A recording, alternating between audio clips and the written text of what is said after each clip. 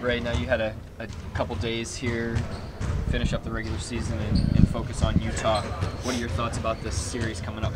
It's not going to be easy. They're a well-coached team. They play hard. Good defensive team. So we just got to lock in. It's the playoffs. It's go hard or go home. So we have to understand that and come out each and every day and get better each and every game and try to get better and try to get a win. How do you feel about this team in the direction that you all were heading those final 3 games of the regular season, right, kind of rolling into the playoffs? I feel good. I feel positive.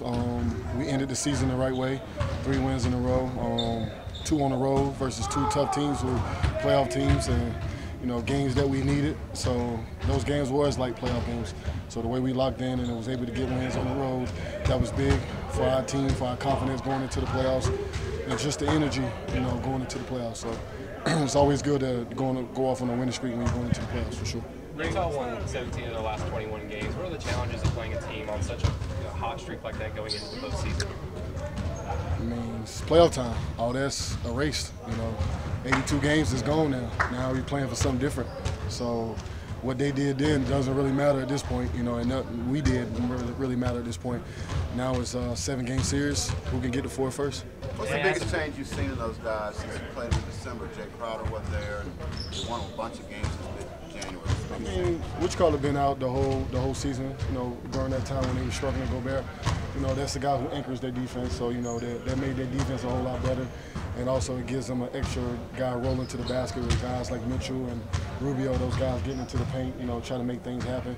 So having him back and making a couple of trades and getting guys like Jay Crowder, it's definitely helped their team and made them better defensively and offensively. I think they playing great basketball. But like I said, it's playoff time now. It's a different game, a different ball game, and the intensity is a whole lot different. So it's another level now. How excited are you for Melo?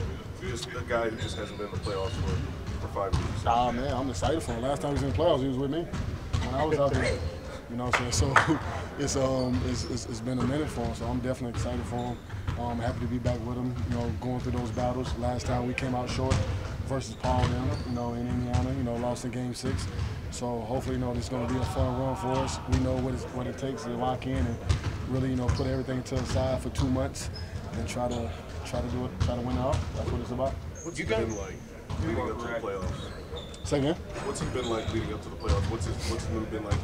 His levels of excitement? Is he excited? Yeah, no question. He's excited. He's stepped his intensity up a lot. These last 5-6 games, as far as his preparation and going out there being aggressive offensively. Just getting ready for the things that we're going to need him to do here in the postseason. You guys have been billed as a roster built for the playoffs. Right. Do you agree with that? And what does that look like, and why is it?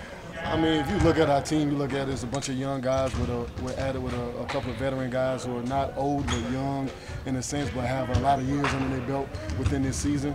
So, we have the experience, we have the knowledge, we have the talent. What I'm saying? So it's all about going out there and doing it.